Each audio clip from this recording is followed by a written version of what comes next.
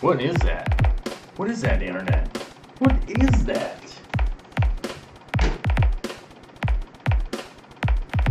Oh, my head. My head itches. My head itches. Oh.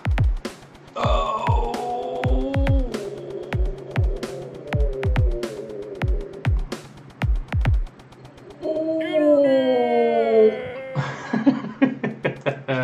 What up, internet? What's going on? Back again to hear my own voice shouting into a microphone. Hopefully we are done with technical difficulties. I'm not sure though. I can't be 100% on whether or not I managed to sort out all the technical difficulties or not. We shall see how it goes. Let's see who was first to the chat. Oh, Nisi was first to the chat. Steven Scogland. Hola muchacho. Karen KZ Ellis has made it in here, along with Wushu Jimmy Brown, Derek Runyon, which, oh my god, I said his name right. Derek Runyon! Oh, I said it correctly. I didn't say reunion this time. Derek Runyon. Aha. Big Ease is here. What's up, Fish Fam? How you doing? Donnie Hill. ¿Qué pasa, muchacho? ¿Cómo está? Bien. Estoy bien aquí. What did I do? Did I break something? I think I broke something. Huh. Must have broken something. I wonder if it... I don't know. It says everybody went away. Huh. How odd. Either way, what's up, everybody? How's it going? It's crazy... I don't even know what day it is. What day is it? Is it Tuesday? Hold on, let me check here. Oh, yeah. Tuesday, the 5th of September. Thanks for coming out, everybody. So, either way, I'm not sure. It seems like all the viewers dropped off, even though y'all were here and then you were gone. I don't know why. There's a little thing here that tells me y'all went away. I don't know. But it's probably broken, just like everything else, so who knows? I guess I'll just be here chatting by myself, but it will upload as a video later. To those of you that are bumping in to only see video, the video, I've been getting some mixed messages in regards to this. It seems confusing to some people, so I'm going to talk about it here right at the beginning. The video portion is in the middle of the stream. The stream is scheduled to be an hour long, from 4 o'clock to 5 o'clock barring any people who demand the extension. And the video portion's generally right in the middle, so if you don't want to hear this part and you only want to see the video, then click ahead in the video. I don't know. Those of you that are live right now, somehow time travel to the future and you can watch the video part, then come back and tell us if it was good or not, and then I'll know if it was any good ahead of time, and then not do it, thus creating a paradox. Ooh, time-traveling paradox, right? Yeah, but if you do have that time-traveling machine, just go ahead into the future and let the people know. Let the people know what happened to us, and then we'll know about the paradox. Or no, the people from the future would know about the paradox and why we imploded. Well, I guess Steven Scogland's going to have to rewatch Can't Eat All of His Data. He's got to go to the mall. He's probably going to buy some Knickerbockers or something for his kids. Maybe some Reeboks. Maybe something along those lines. It's back to school time, so I know a lot of people have been having to go to the mall. And my condolences to you guys. I do most of my shopping on Amazonian.com because I don't like to go to the mall. I don't like it. Vicky occasionally drags me out of out to Panera Bread, which is attached to the mall. That Panera, what is that? Panera Sandwich Bread Soup Company. What is that place? Panera's. And that seems like enough for me. We walked through it, and I started to get the heebie-jeebies. Because I'm just that guy. News report. Well, I guess this isn't a news report. It's more like the weather portion, I guess. The weather update here in Western Washington has gone from hot and smoky to hot and smoky and ashy. There's ash raining down from the sky, coating people's cars. It's all over the place. It's literally little bits of ash. It's like Jesus is flicking his cigarette down from the heavens. His giant-sized, Jesus-sized smokes. He probably smokes those Cubanos or something like that, is flying down from the sky and coating everything in ash, and the sky looks like somebody lit off a nuclear weapon. The sun is blocked by the smoke, and it's freaking everyone out. So if you go onto Facebook, if you have any friends in the Western Washington, Seattle, whatever you want to call it, area, that is pretty much exactly what's going on here. It looks like post-apocalyptic kind of thing. Like if you saw a post-apocalyptic movie, this is what they would make it look like outside, which is going on. And hopefully, with any luck, tomorrow it will clear out. I'm not sure. It has just been an ongoing weird, crazy summer here. It's 90 degrees out, smoky and ashy, ash falling from the heavens. And they keep saying that that it has to do with the forest fires that are going on, and I don't believe them. I believe probably something exploded somewhere, and we're all getting irradiated and probably going to die soon, right? Just like in Fallout, right? It's going to be something along those lines. It feels never-ending. I actually went out to the kind of mountains, a little like the baby part of the mountains, just the beginning of the mountains today, to talk to some people about a job there, and it was even crazier up there in the hills. So realistically, it probably actually is just a forest fire combined with weird weather patterns that are ongoing here. But this seems to be the new summer weather pattern. Apparently, it's just going to not rain or anything for the whole entire summer, and that's just how it's going to be from here on out, I guess. I'm not sure how we can maintain this weird level of craziness that we got going on, but I'll keep broadcasting from the internet hole while I can. I guess it could be. Oh, I guess you're right, Wushu. It could be. It could be the heavens or God's dandruff. You're right. 54 Punchy have had smoke in the air for a few days there, but it's cooler. 68 and 39 tonight. I'm very jealous of that. It is not getting cold here at night at all. It is just weird. Oh, Donnie Hill, I assure you, it is also humid. I didn't mention that. Humidity is at, let me check here, right here, 76%. So it's not mind-bogglingly humid, but it's definitely humid. So yeah, it's swamp assy too. It's gross. It is really difficult to work outside right now. I don't know how anybody's doing it.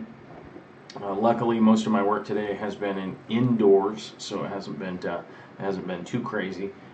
But it has been weird. It is just weird.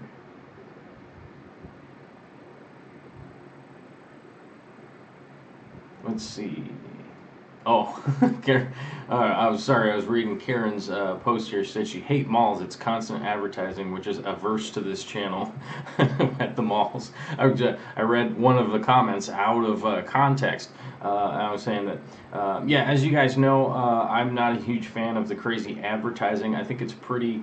I mean, I understand that it is important to get the message out there for things to people, but the advertising that comes at us is more often than not just super weird, and it doesn't make a whole lot of sense.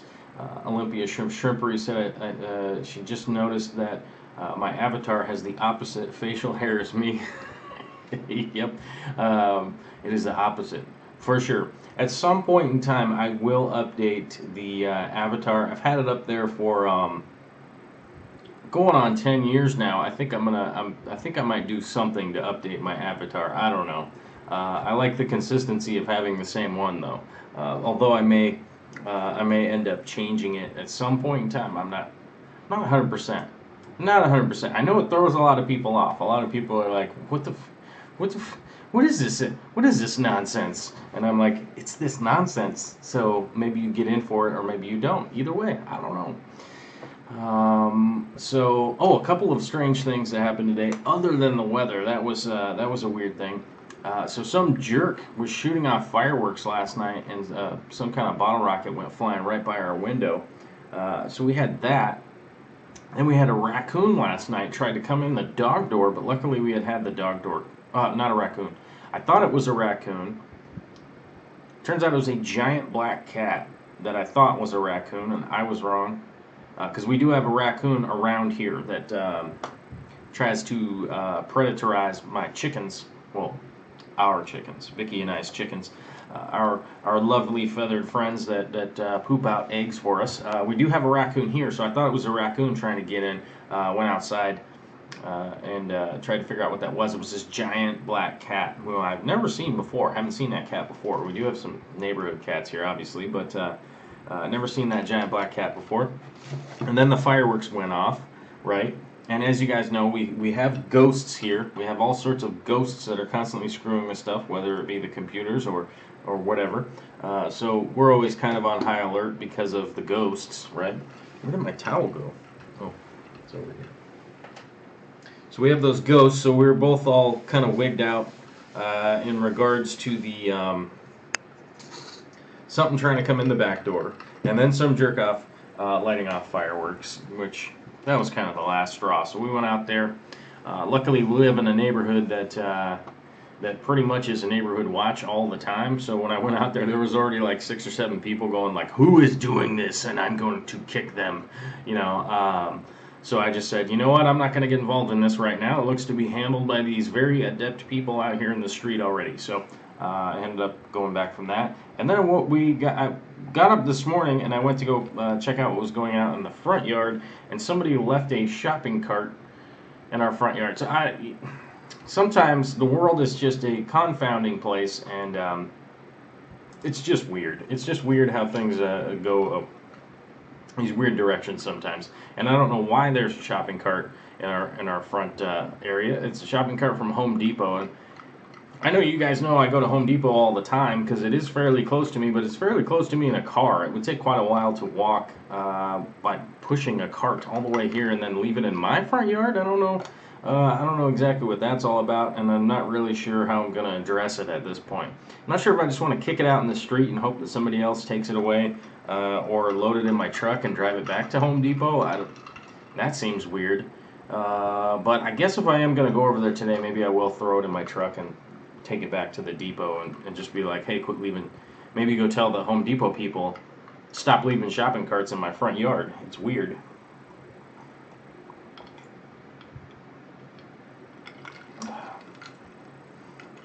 Let's see here. Wushu saw a commercial for a grocery store where it had He-Man and Skeletor doing the final dance from Dirty Dancing. So yeah, it makes advertising doesn't always make sense. Oh, I saw that ad, and I actually appreciated that ad. It seemed like a lot of work went into making that, and I didn't even realize it was for a grocery store. So I guess I appreciated the ad. I just thought it was a spoof. I just thought it was like a goofy sketch sketch video that somebody had put together. So I guess that goes to show you how much I pay attention to those things. But I thought it was pretty funny, actually. Free shopping cart for the fishing room, or for the fish room. Yeah. Yeah, Matthew Waybright had ash all over his car today. Yeah, there was ash all over my car this morning, or my truck, when I went to go get my truck going. And then all these people are posting how to get the ash off of your car. I feel like we live in a world of children sometimes, but they're saying don't wipe the ash off of your car. It could screw up the paint. And you're supposed to spray it off with water. That seems like a great, I don't know. I feel like we're surrounded by children sometimes, and that's a little bit odd. A little bit odd to rectify. Oh, sorry, I bashed into the table there. The Skeletor laugh at the end cracked me up. Yeah, I thought that ad was really funny. Had assumed that it was just somebody making a spoof sketch. I didn't realize that it was an ad for anything. I didn't. I guess I just didn't put it into my brain at the end that it actually was an ad, which I guess is my fault. But so that's what's going on with that. Karen KZ Ellis is here. I'm happy to say she is back from vacation. She went to upstate New York. I will leave it at that.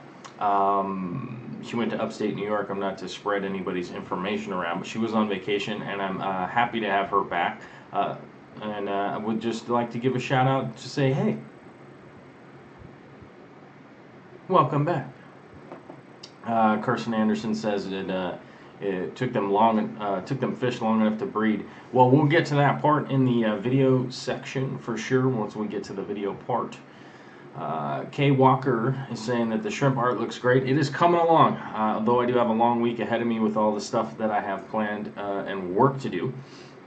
I'm going to be finishing up most of those this week and probably sending them out on Monday is kind of my tentative plan right now, to get boxes for them and all that kind of stuff. And I have to get everybody's... So I have to get the specific ones to who are going to the specific people. And I had initially thought, hey, I'm going to put that up on Darkstar Arts. If anybody's been to Darkstar Arts, that is my website. And I gotta type on this. I don't like having this keyboard down here. I'm not used to this at all, and I'm not used to this at all. But darkstararts.com is my website. I had initially thought, hey, I'm gonna put that on there, and then have everybody go and pick which ones that they wanted. But I have a slightly different selection process, so I'm actually gonna start at the top and work my way down through the email list and make sure that people get the right ones that they should be getting. In regards to the Patreon, if people have been following, so the Patreon is sort of how our crowdsourcing, however you want to talk about it, the production of this is sort of how things are going here. That's like the plan is to crowdsource and crowdfund the project and how to do the doing these videos and doing all this stuff, having the opportunity to be on here with you guys on a daily basis, Monday through Fridays. Anybody who is a little bit confused about the schedule, I did have some people going like, wait, what's going on? What time are you going on? What's happening? It's going to be 4 o'clock Pacific Standard Time, Monday through Friday, which is happening right now. And then if there's any bonus videos or anything like that, those will all come up at just whatever random time they end up coming up. We're definitely going to, as I was saying, the Patreon is the site that you guys can go to, www.patreon.com/Joel_C. That is me, that's the Patreon, and you guys can go on there and take a look and see what's happening. We have funded to finally get the other camera. So my other film camera here, we needed a card. We needed a video card in order to input that video into it, so that I can actually expand the shot in here and get the shot a lot bigger. Those of you that showed up yesterday, we had tons of technical difficulties yesterday trying to get both of these webcams to work, trying to get both microphones to work. It was picking up this, it was picking up that, it was doing all this crazy nonsense. Well, one of the reasons for that card is that we'll be able to run a full shot camera into this room and be able to have other people on and have the other mics isolated in the other part of the room. We had, not only did we have audio bleeding into 2 microphones, we had we had background noise that was bleeding in. I'm not sure if that camera up there had its microphone on, even though it was off. And I reviewed that audio, and it was terrifyingly bad. So I'd like to say thank you for everybody for sitting through that, because I'm not even sure I would personally. But a big thank you to Potato and Sarah and Vicky. Vicky's my lady, as you guys know. For everybody for coming on yesterday. It was a lot of fun to do it. It was a lot of fun to have everybody here. And we're just going to keep going through hiccups and trying to do new stuff and expanding this as much as possible. And the reason that the Patreon is there is that you guys can go on there. It's full disclosure. You guys know what's going on. I don't... This web series, whatever the hell you want to call this, is not sponsored by anything else. It's just sponsored by you guys. So that's kind of the whole thing that we're doing here. And one of the big issues that I have is that when people, so I have some videos up that like have had 100,000, 200,000 views or whatever. You never really know what anybody got paid for that, right? So then everybody has all this hypothesis about what's going on with, oh, well, maybe he made $1 million, maybe he made $100 million, it's ridiculous, da da da da. Well, this way, the Patreon channel takes away all of those, the Patreon page takes away all of those questions. You guys can go on there, you can see the progress of what's happening, you can see who's patronizing, you can see what's going up and all that kind of stuff. I like that format a lot better than just the mystery advertising and all that kind of stuff. Our current goal is to get rid of all advertising, which we're about halfway to that goal, and we'll see how that goes. Let's see. Jean-Michel Gervais has showed up. Let's see, what's up? Let's see. Oh, I'm catch up with the chat here. Phil Emerson was asking, where did you get the idea for the name Dark Star? It's a cool name. It is a very cool name, and actually, if you look up Dark Star, it actually was the name of a movie that was made in 1974. And I say this lightly, I say this very lightly, that it was a movie, it was made by John Carpenter. If anybody out there is a fan of John Carpenter's movies, this was actually his college thesis film. So when he went to film school, this was the film that he made.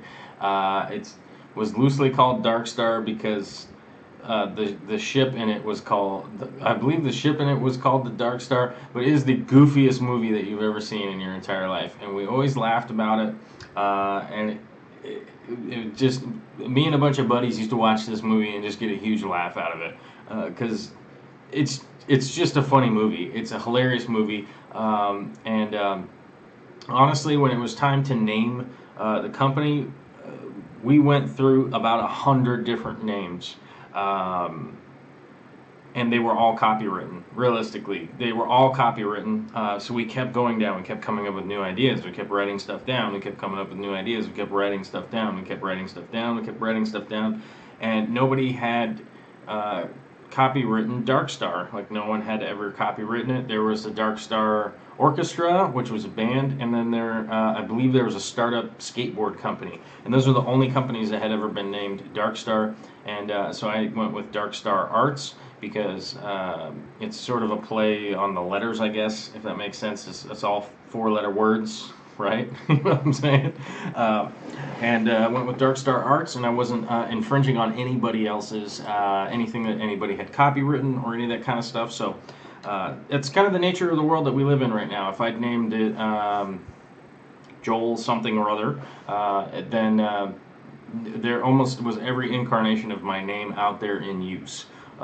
So I couldn't do that. And every incarnation of my last name out there was in use, so I couldn't do that. And so we realistically had to just kind of, we went through so many ideas to find something that we could actually copyright an actual page, and a web page and all that kind of stuff that wasn't going to be like with the number 385 at the end of it, or 492 or whatever, you know what I'm saying? So that it's not the greatest story in the world, because I wish it was more, there was more background to it. The funny thing about it is that we had 2 people on Skype and 2 people live when Skype basically had just began sort of working, if sort of was sort of. So we basically had, it's like we had 2 people on a conference call and really sketchy video that you really couldn't see anything that was really going on. So it was basically just like having a TV that was not hooked up to cable on, like turned on, and just a nonsense picture. So that part about it was pretty funny, and it did. Later on, it ended up getting a little crazy. But Darkstar was the one that we came up with that we can actually find, that we can actually copyright and just own the space for it, because no one had it. So it actually worked out pretty well. My real name is Agatha Christie. Let's see. Jean-Michel Gervais was out camping. Well, welcome back, Jean-Michel. No comment. All right. Join Patreon, folks. It's worth it. Karen KZ Ellis says to join Patreon. She is one of our patronizers on there, and definitely worth checking out if you can. I definitely shout out all the patronizers. Pretty much every video. I don't not necessarily every video, but more often than not, I do. So it's helpful for that, because it's kind of like advertising for you guys, which is what I would rather do. I don't mind advertising for you guys as people come in and talk about people's channels and stuff like that, like Olympia Shrimp Shrimpery. I think. Wait, no, maybe I'm misquoting myself. Oh no, I thought you guys had a new video up, but I was wrong. That one's like a month old. But either way, check that one out. Check those out if you want to check out some shrimps. Let's see. Don't know the filmmaker, but I do love Memories from 1974. That's not that old. I mean, if it was 1934, I think we'd all be wondering how old you are. But 1974 is not that long ago. It does predate me, though. So, let's see. Great story. Oh, thank you. It actually is a great story. I don't know. I thought it was a little wonky. Let's see. Cichlid Bro made it. What's up, dude?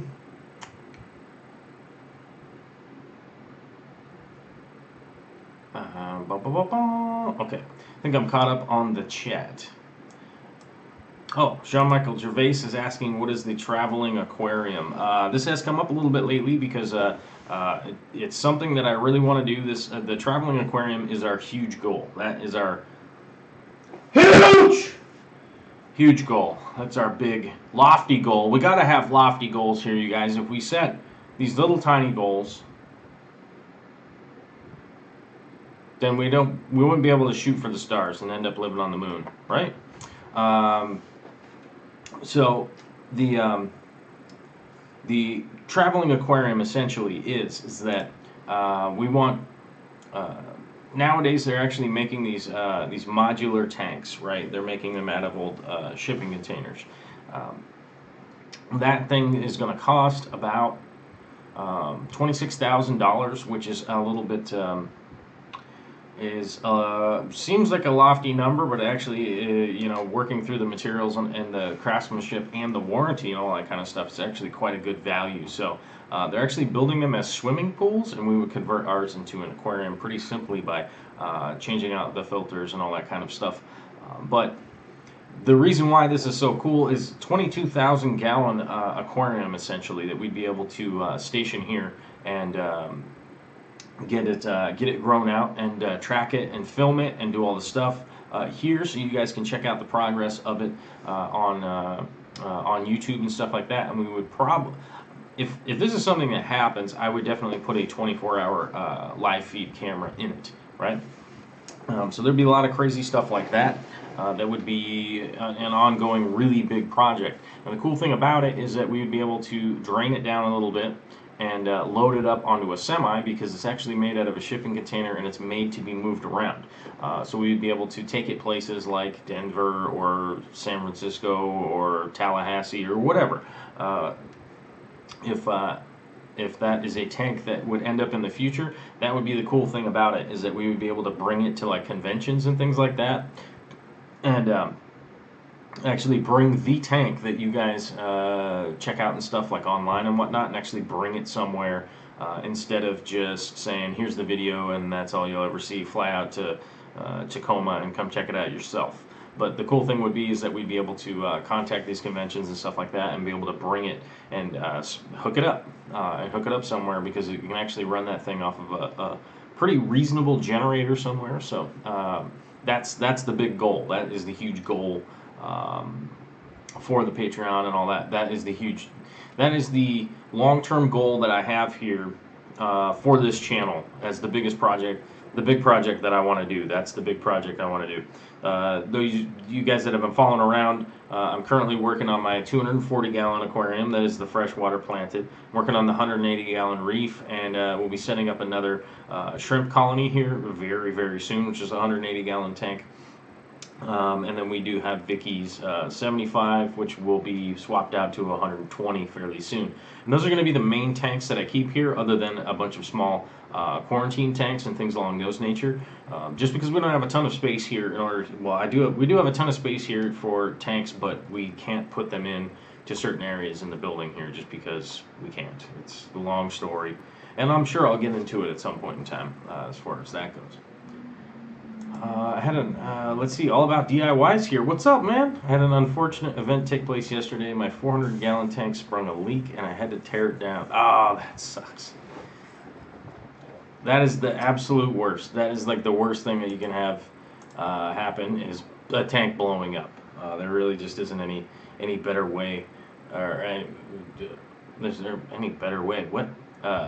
There isn't any worse thing that you could really have happen, especially as far as an aquarium goes. And a 400-gallon aquarium is not simple to clean up. It's bad enough if like a 40-gallon tank springs a leak. So I'm very sorry to hear that. Hopefully you can recover it or something and figure out how to fix it. Maybe you could redo the seals. It was just getting good too. It had fry and everything. It sucks. It feels like the same, when I was moving the tanks down here, all my tons of crystal shrimp, my giant crystal shrimp colony got boiled in a bucket. That's why we've been in this like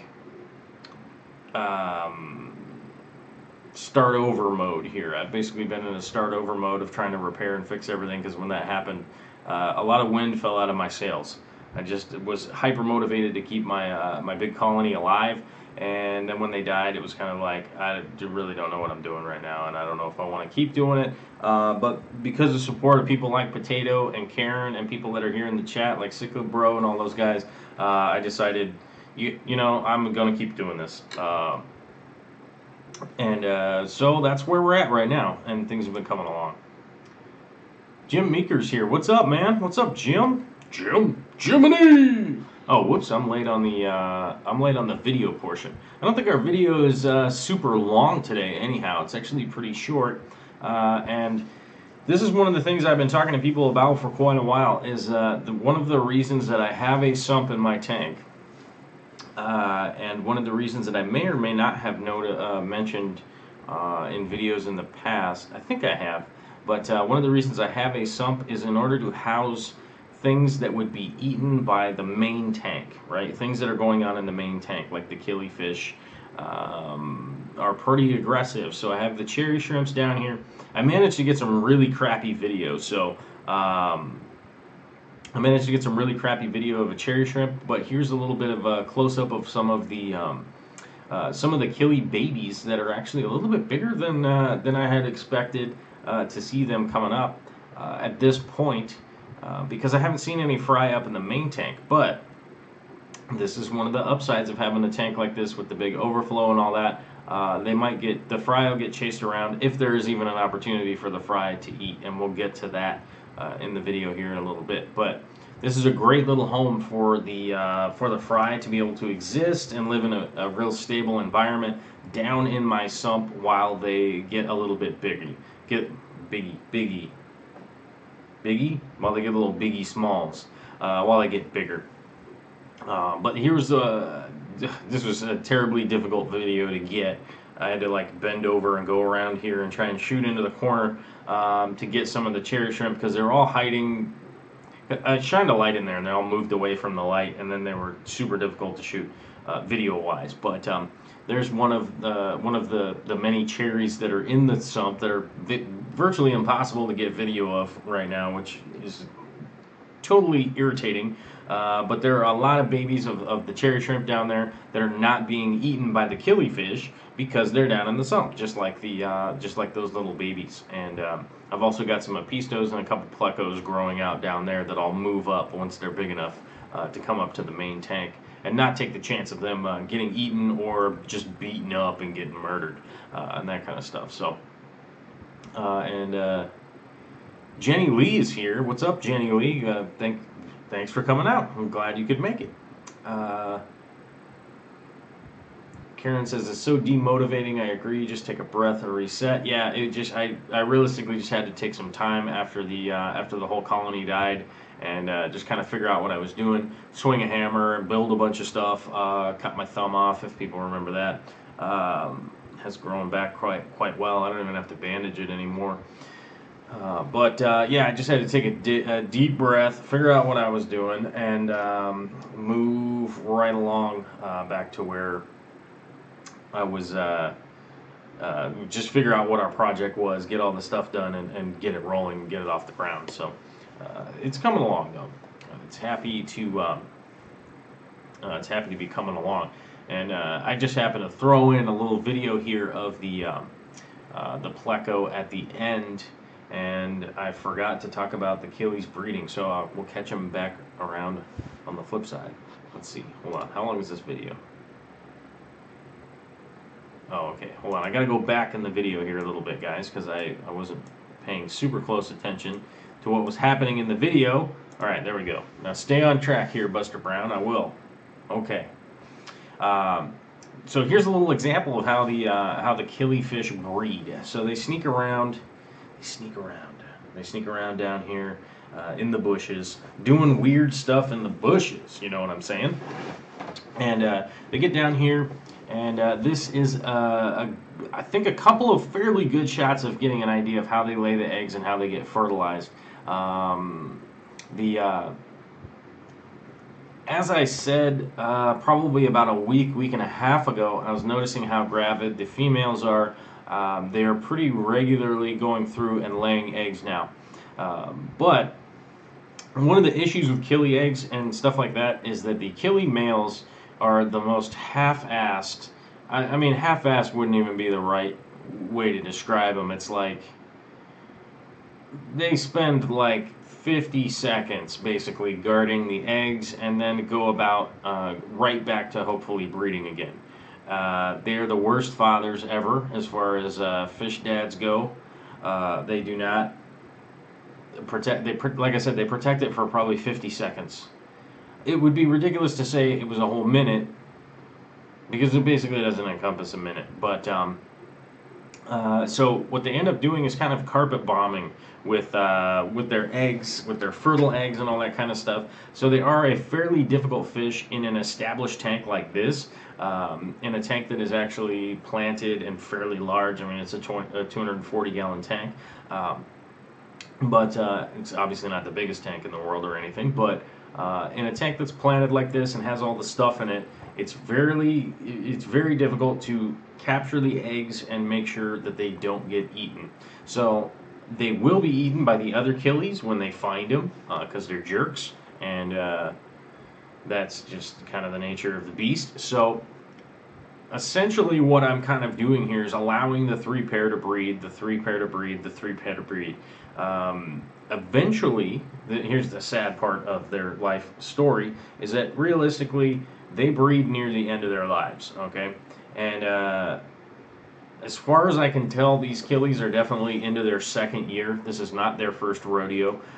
So they're in their second year probably, so they are probably getting close to the end of their natural lives, right? And what my goal is to get a bunch of them bred up that are, and I kind of sound like a jerk doing this, but through the natural events of things, we'll eventually end up with some of the stronger killi line from these three pair breeding, right? The ones that make it to being born, the ones that survive. escaping and getting down into the sump. It does sound kind of brutal, and it doesn't sound like the most friendly way to breed, but I'm not a professional Killi breeder. That is not my long-term goal. I just want to have some good pairs from these fish breeding, and if I end up with 6, perfect. If I end up with 10, that's cool. If I end up with 900 of them, not cool. Because essentially I just want to keep this line moving along and keep these fish around, and also find a tank for them once they are big enough to start breeding again. By that point in time, I'll be able to set up a small breeding tank for them to keep them segregated, and probably roll through doing a bunch of breeding with them later on. But for right now, I'm just kind of allowing the nature of things to happen, and as you can see, we're ending up with some of the babies in the sump. So it is working. It's not, I'm not ending up with hundreds of babies in the sump and having a real conundrum on my hands, or having to cull them on my own. They're just naturally being culled and turned into fish food, if that makes sense. Whereas the cherry shrimp, I don't mind if they breed like crazy, because I can always just give away 10 or 20 cherry shrimp, or 50 cherry shrimp, or 100, or even just post an ad on Craigslist or something like that for just a little rehoming fee or whatever. Getting rid of cherry shrimp's not that big of a deal, so I'm just letting them do their thing. 54 Punchy says she has known some men like that. Yes, unfortunately, there are some human men similar to the Gardneri Killies that spend about 10 minutes around their babies and then just wander off into the ether, which is unfortunate, because we're much more intelligent than these little fishes.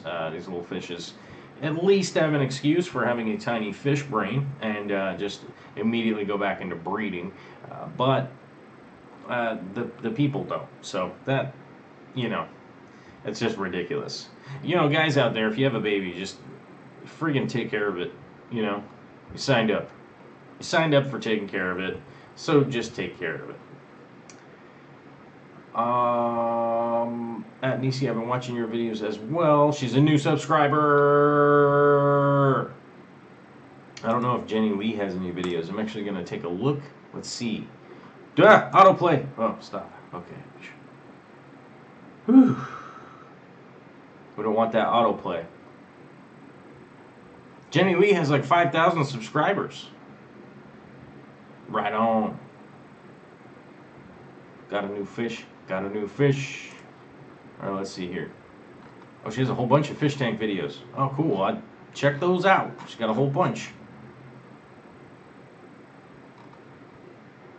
Beta Fish Care. Alright, yeah, I'll check out these videos. Oh, I gotta hit that subscribe button. There we go.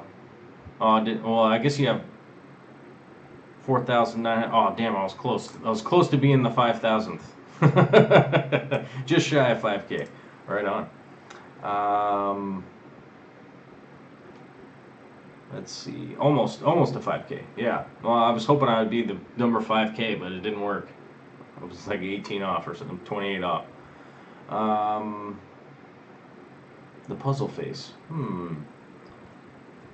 Let's see. Karen, sorry, I'm at work catching up on reports. Nisi's at work catching up on the TPS reports. You better make sure that there's a cover sheet on those reports, right? Off to work. Have a great day. 54 Punchy's got to go to work. That's the worst. I got to go to dinner later. We have a dinner date with my lady.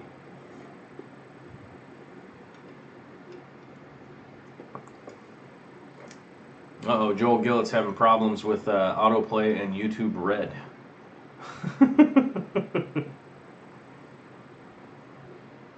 Oh, Lecter Records is here. What's up, man? Sorry you're late to the stream, or early to the stream, or whatever. Lecter Records is fairly new, but we appreciate your input. But as I'm pretty sure the video there illustrates, we definitely I'm pretty happy with how the 240 is going right now. I wouldn't say that it's robustly getting out of control or anything like that, but essentially a little bit of the legwork and a little bit of the planning that I put in seems to be working out now, which is nice when you have a plan and then it works out. I think that's always kind of a friendly way to see things turn out, right? Oh, hold on a second, I forgot to click this thing. I always forget to click this thing over here.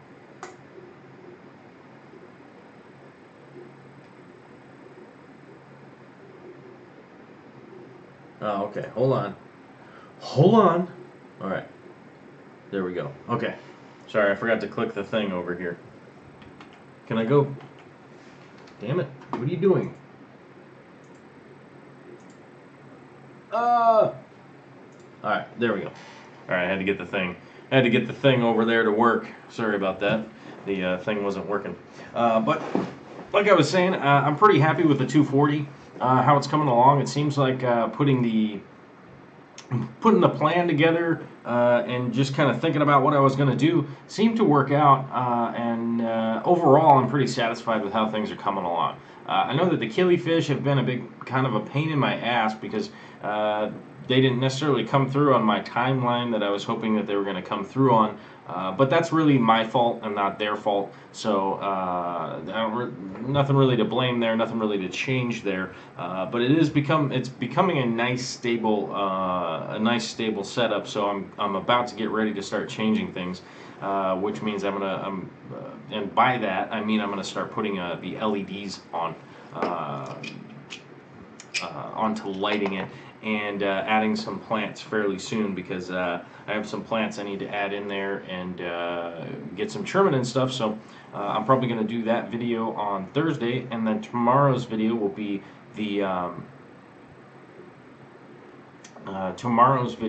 one of the reef. Karen Casey Ellis. What do you mean come through? I don't know. What did I mean? Now I forget what I was talking about and people are asking me questions. Whoops. I guess explain the question a little more. I don't know. Maybe I misspoke or something. Oh, Big Pedro's here. Oh, showing up for a surprise.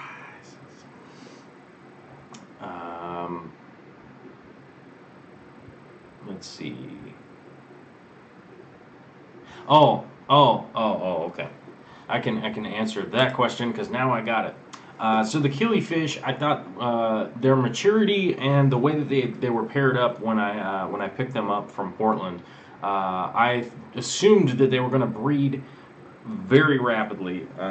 They appeared, the maturity level and how they were paired up, honestly, at the store that I got them from, it seemed like they were going to breed and pretty prolifically, pretty rapidly. But I think, honestly, that the moving them from there to the new tank is probably what offset what they were up to when they were down in Portland.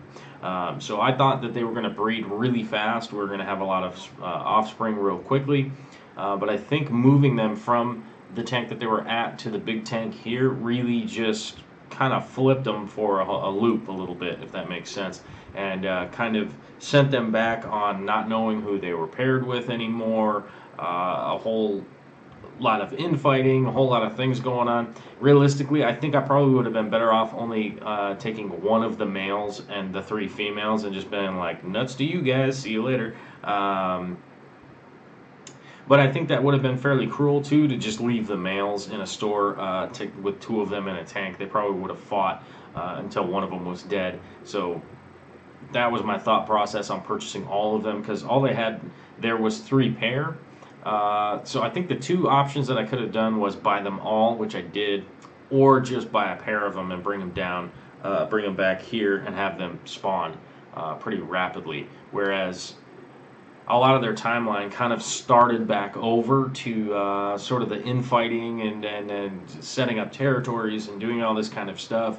Not to mention the fact that they were just hoovering around the tank trying to get everything that they could possibly eat.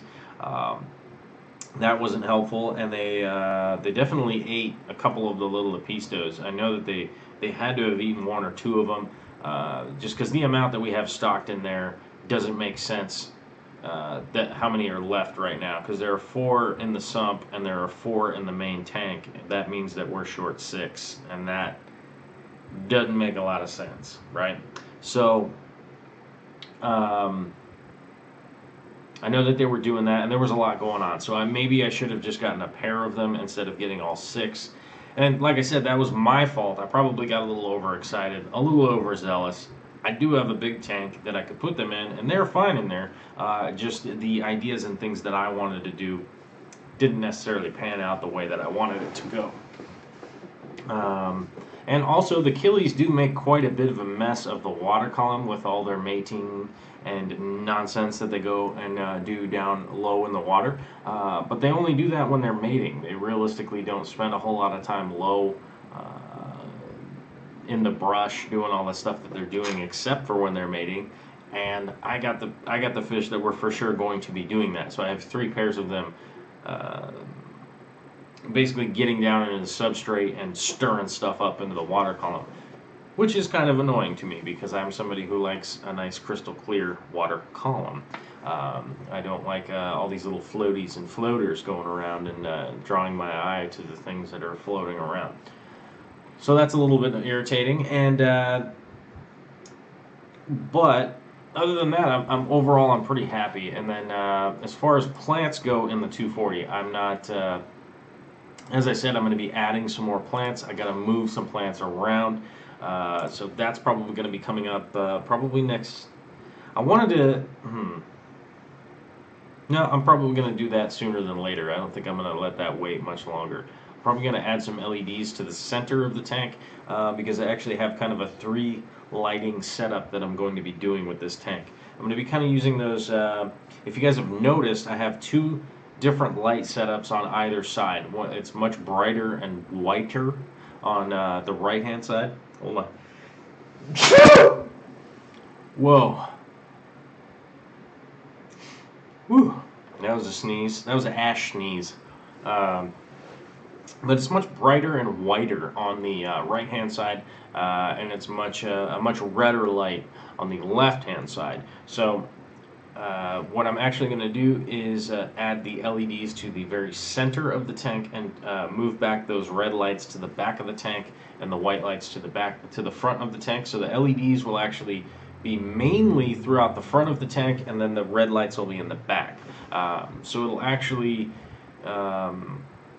be sort of a 3-step area of lighting, if that makes sense. So really intense light in the very center, and then a strip of white going from the front, and then a strip of reddish light going in the back. And I think that ultimately is going to be the best mix for lighting in that tank for shooting and growing all the plants and all that kind of stuff, which is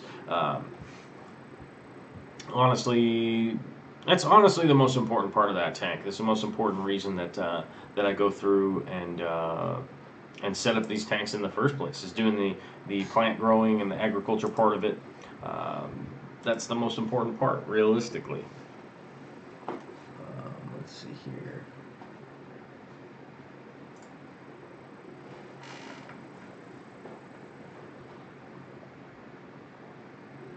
Alright, wait, what's this? Hold on. I got things beeping at me. Oh, okay.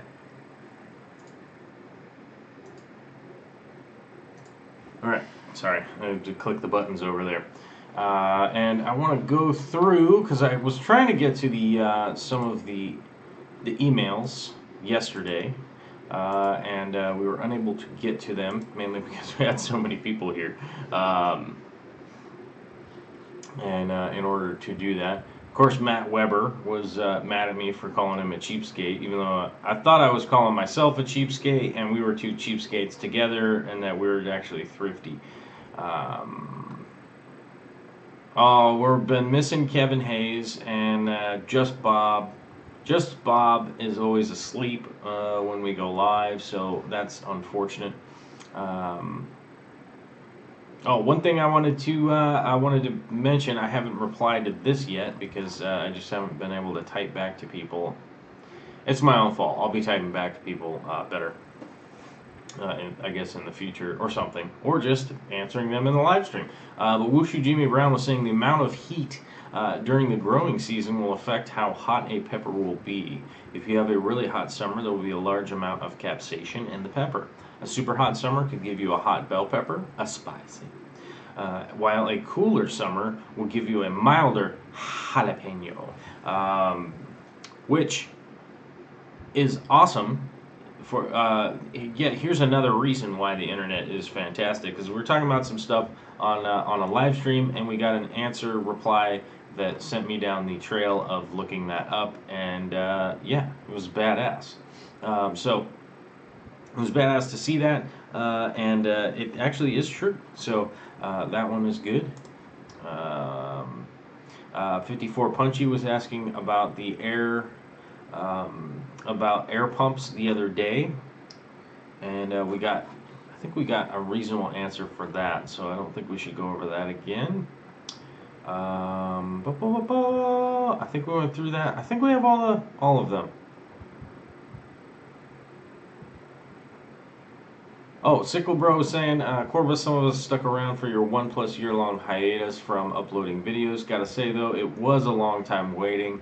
Always glad to say, glad you're back, even if it's a different style from what I'm used to.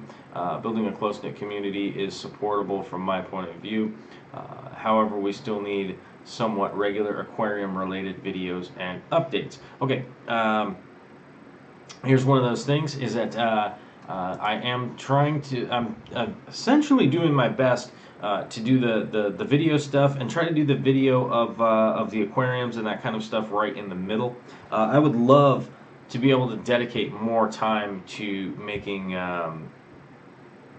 I guess, more like filmed kind of videos and stuff like that. And we'll see as we move along here what we could do.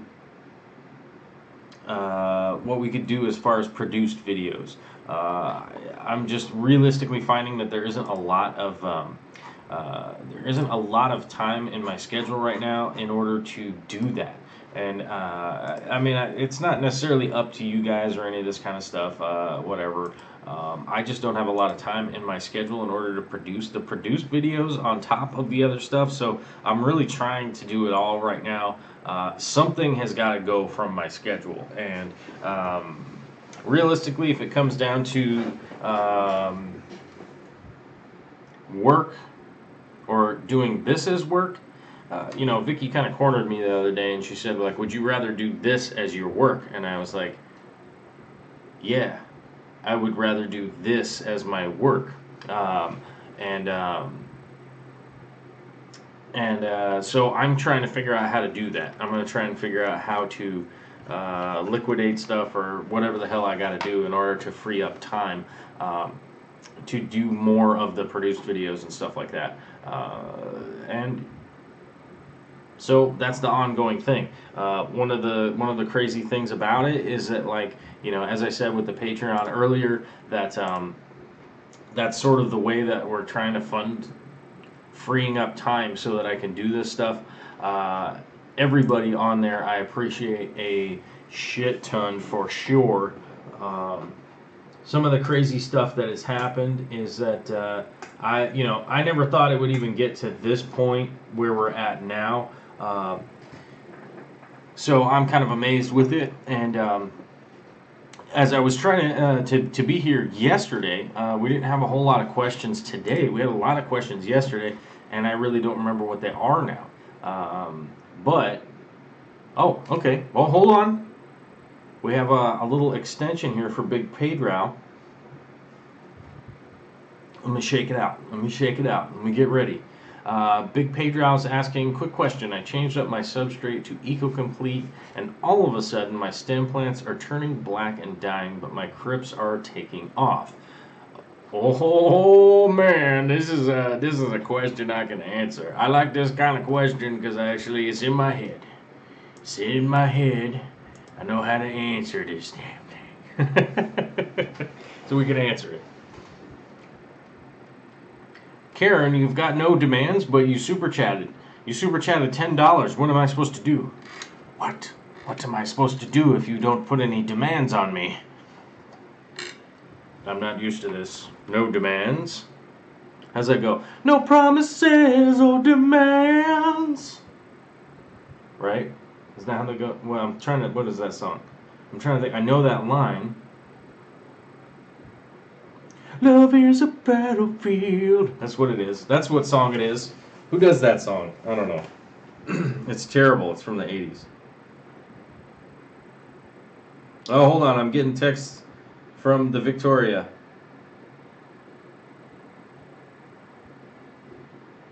Victoria's texting.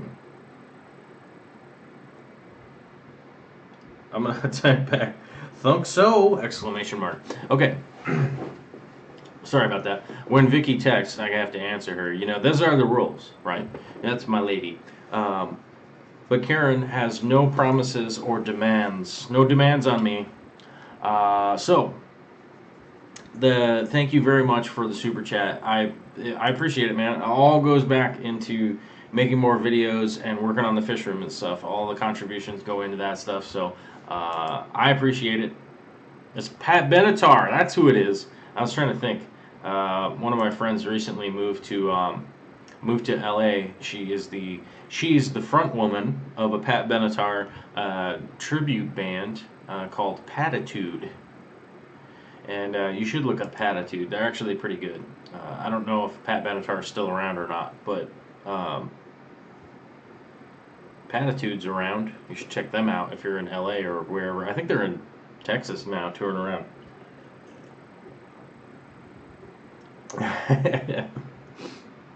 It's the chat battle to who could come up with Pat Benatar first. I knew it was 80s, right?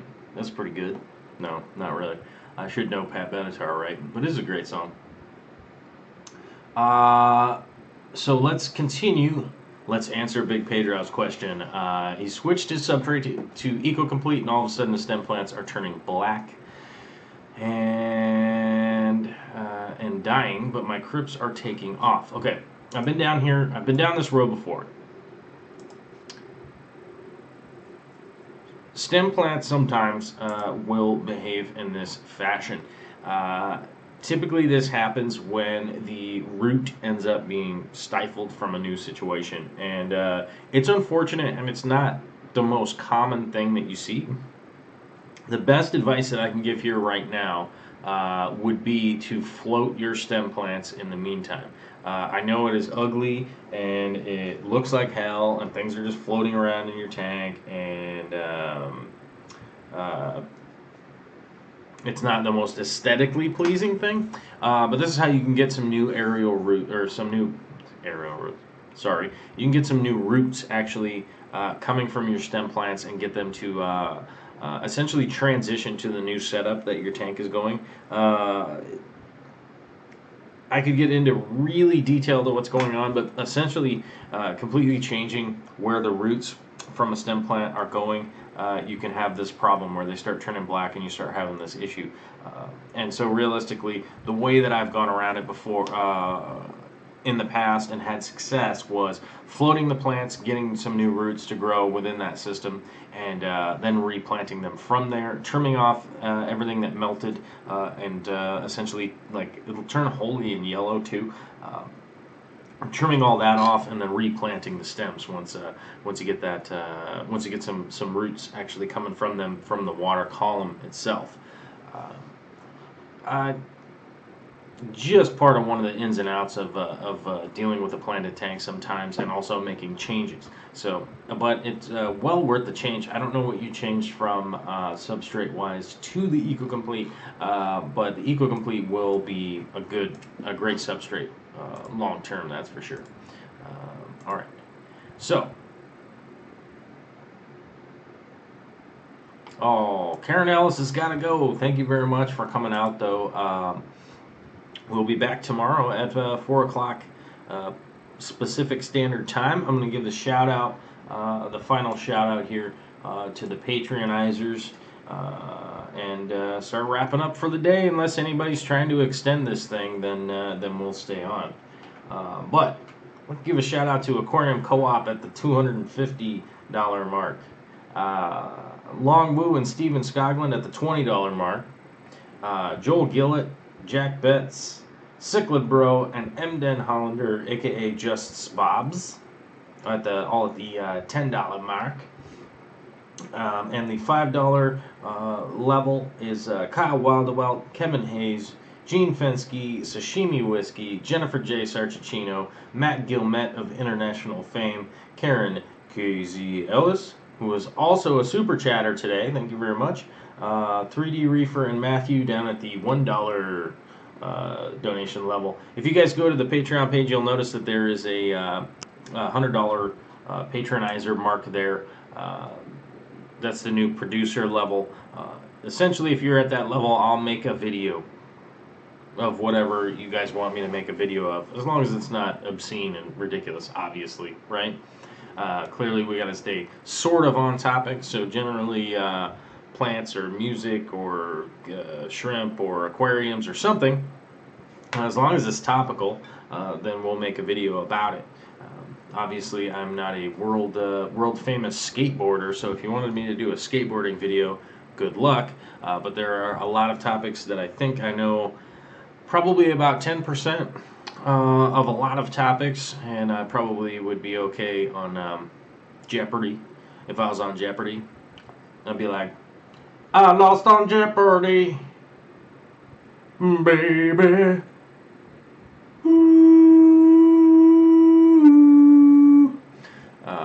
AMA Aquatics just showing up, and LJ Aquatics just showing up. What's up, newbies? Well, we're getting to the end of the live stream today. Thank you guys for coming out. Well, this video will actually upload as a video later, and also try to be here tomorrow, 4 o'clock Pacific Standard Time, whatever the hour before now is. Tomorrow is when we'll be hitting that live button. If you're not subscribed, go ahead and subscribe. If you haven't done the notification thing, now I've noticed this from YouTube time and time again. It doesn't matter how, I often have to go back and hit the notification thing and turn it back on, which means you got to go to the whoever's YouTube page, not just mine, but whoever's. And if you go right next to the subscribe button, there's that little bell thing right there, the little bell shape. You have to click on that thing and turn it back on. For whatever reason, YouTube turns it off. Probably because when they update this thing, it like turns into a total bit of nonsense. Let's see, Dank Tank's first time here. Good things, hearing good things. Oh, cool, man. Thanks for coming out. AMA Aquatics has been here before. Okay, cool. LJ Aquatics, I keep catching everybody at the tail end. LJ, I have 557 videos up. So if I'm not live now, you can actually just go back. You could hit autoplay on this channel, and it will play until tomorrow when I'm live again, for sure. I guarantee you. So if you were, if you want something to watch, otherwise, I know a couple of people are going live tonight, but I can't remember off the top of my head. The hashtag FishFam, Dank Tanks was talking about it. If you go to hashtag FishFam on Facebook, there's normally like people post the lineup on there, and you can get that in there. You can find out who's coming up. Nisi's super good about posting that stuff up. Cichlid Bro, gotta resume painting, so catch you all sometime in the future. All right, man, I will see you soon. I will see everybody tomorrow. I've been catching my notifications for the live stream way late. Yeah, LJ, the notifications have been going out super crazy, so if you check out on Facebook, people will post it up on there and that kind of stuff. So Monday through Friday, 4 o'clock Pacific Standard Time, I'll be on here. And if anybody missed out coming on live, you can always message me a question, comment somewhere a question, and I'll do my best to get to all of them as time goes on. Everybody out there, keep kicking ass, stay super safe, and if you're that jerk-off that's lighting off fireworks in the middle of the night, go ahead and just jump off a bridge with your damn fireworks, because it's ridiculous. It's dry. It hasn't rained here in 90 days. Half of the state is on fire, and dipshits are lighting off fireworks in the middle of the night. It's unbelievable. If I had my druthers, I don't know. Right? And an extra shout out to Karen Ellis for the super chat. Thank you very much. And cover up your ears, because here comes the Latro.